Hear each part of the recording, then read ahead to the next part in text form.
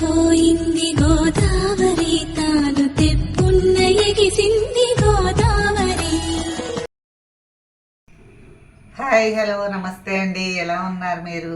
నేను చాలా బాగున్నానండి. మీరందరూ కూడా ఐరారోగ్యశ్వర్యాలతోటి సుఖశాంతులతోటి ఉండాలని ఆ భగవంతుని ప్రార్థిస్తున్నానండి. ఈరోజు మీ అందరి కోసం ఒక చక్కగా అన్నంలోకి కానీ, చపాతీకి కానీ, పుల్కాలోకి కానీ కమ్మగా ఉండే కూర అండి.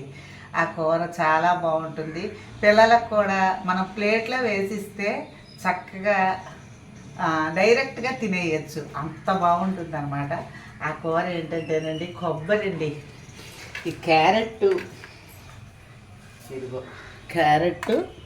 కొబ్బరి, శనగపప్పునండి.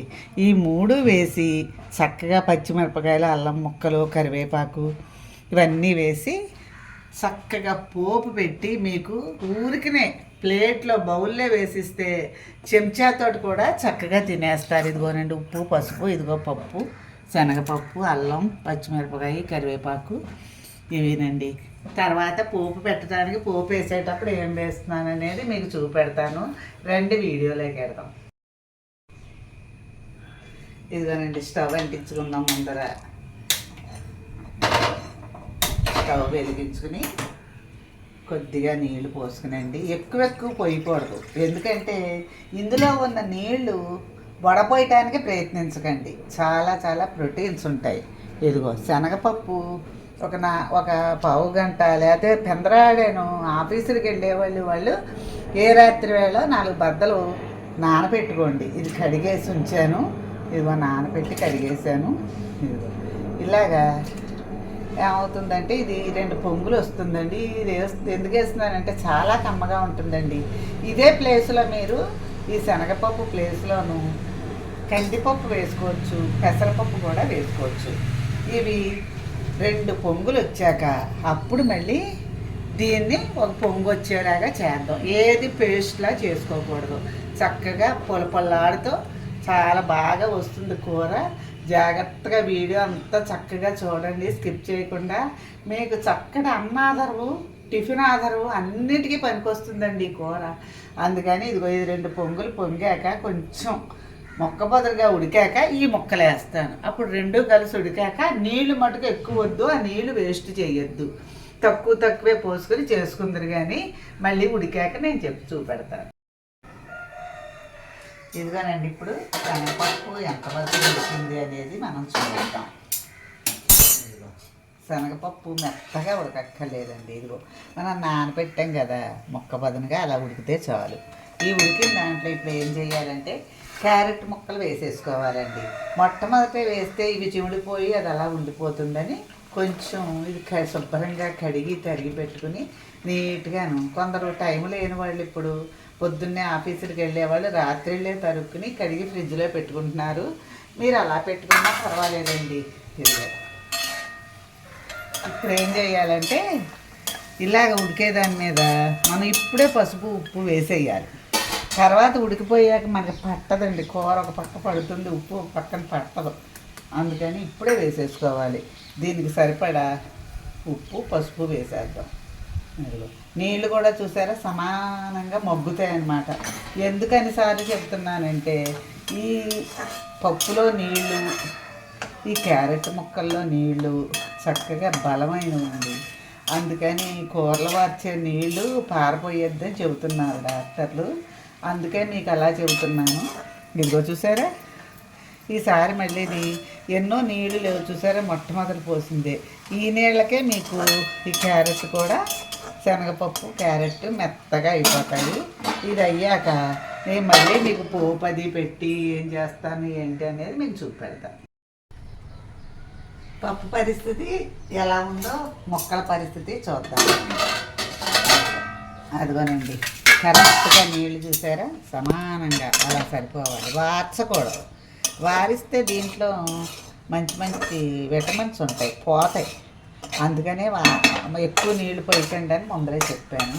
కానీ అయితే అలా ఎక్కువ నీళ్లు పోయినప్పుడు అండి దగ్గర ఉండాలని కొద్దిగాను. ఎందుకంటే మనం చూసుకుంటూ ఉండాలి.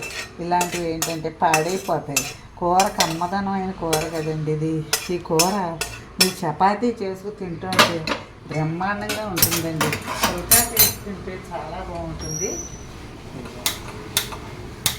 నేను మళ్ళీ స్టవ్ వెలిగిస్తున్నాను. స్టవ్ వెలిగించి ఇప్పుడు దీన్ని పోపులో వేద్దామండి.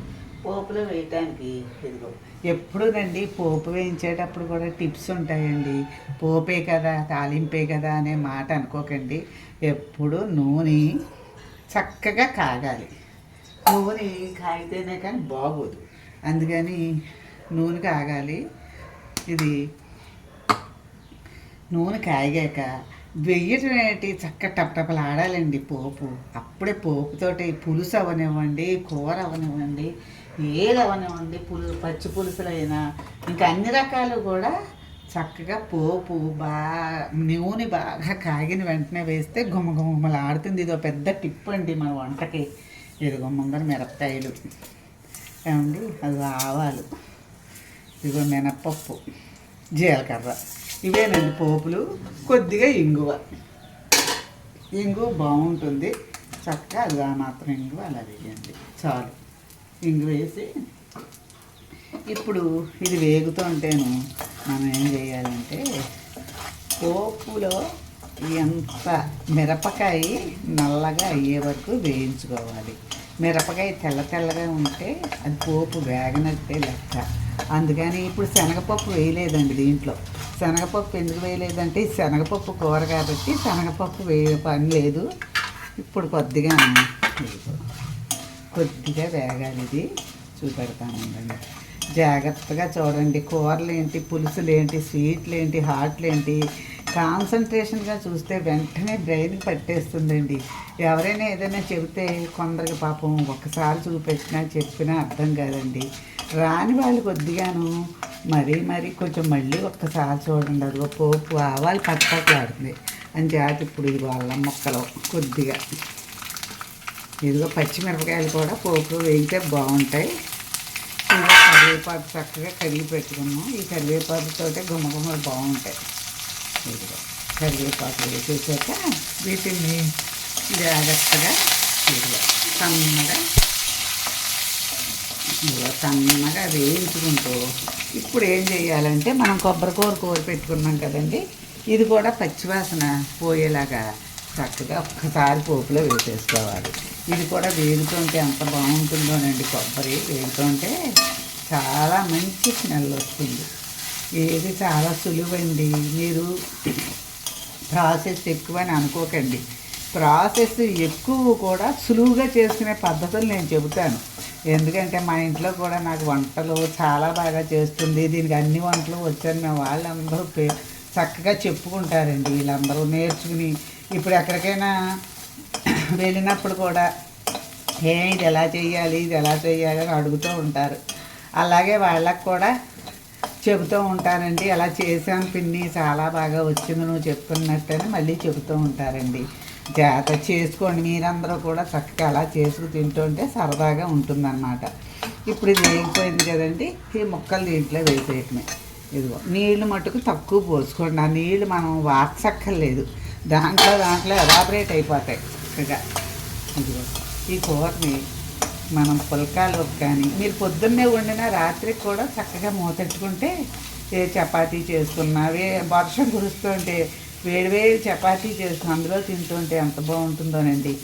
వేడివేడి అన్నంలోనూ ఈ కూర వేసుకుని నెయ్యి వేసుకుని పక్కన ఏ ఉల్లిపాయ పులుసు, మెంతి మజ్జిగో ఏదో ఒకటి పులుసు పెట్టుకుని చక్కగా నంచుకుని తింటుంటే చాలా చాలా బాగుంటాయండి. కాంబినేషన్స్ కూడా బాగోవాలి. ఏంటంటే ఒక్కో దానికి ఒక్కో కాంబినేషన్ ఉంటుందండి. అలా చేసుకుంటేనే వంటలు బాగుంటాయి. ఏదో చేసుకుంటే బాగోదు. మీ కాంబినేషన్స్ కూడా మళ్ళీ ముందర వీడియోలో నేను చెబుతాను. ఇంతేనండి, అయిపోయింది. ఇదిగోనండి మీ అందరి కోసం కమ్మగా శనగపప్పు, కొబ్బరి, క్యారెట్ తోటి బ్రహ్మాండమైన ఎంతో టేస్ట్గా కూర వండాను. ఇది పిల్లలు కూడా ప్లేట్లో వేసుకు తినేయచ్చండి. అంత బాగుంటుంది. సరదాగా తినేస్తారు. ముసలి వాళ్ళు కూడా మెత్తగా తింటారండి. చాలా బాగుంటుంది. ఈ కూరను కూడా వేడివేడి అన్నంలో వేసి నెయ్యి వేసి పెడితే ఎంత బాగుంటుందోనండి. చాలా బాగుంటుంది. మీరందరూ కూడా నేను చెప్పిన రీతిలో మీరు అందరూ కూడా ట్రై చేసి ఈ కూర తప్పకుండా వండుకోండి. ఎందుకంటే పెద్దవాళ్ళు కూడా చాలా బాగా తినే అవకాశం ఉంది, మెత్తగా ఉంటుంది కాబట్టి పెద్దవాళ్ళు తింటారు, పిల్లలు కూడా తింటారు. అందుకని మీరు అందరూ చేసుకుంటారని ఈ వీడియో చూపెట్టాను. ఆఫీస్కి వెళ్ళే వాళ్ళకి కూడా ఎంతో టైం పట్టదండి, అందుకే మీకు చూపెట్టాను. మీరు పొద్దున్నే లేచిన వెంటనే కాకపోతే రాత్రికైనా శనగపప్పు వద్ద నీళ్ళలో పోసుకు రెండు కలిపి ఉడికించి పప్పులో వేసేసుకుంటే బాగుంటుంది. అదనమాట సులువు. ఈ వీడియో కనుక మీకు నచ్చితే లైక్ చేయండి, షేర్ చేయండి, కామెంట్ చేయండి. నా ఛానల్ తప్పకుండా సబ్స్క్రైబ్ చేసుకోండి. Thank you very much.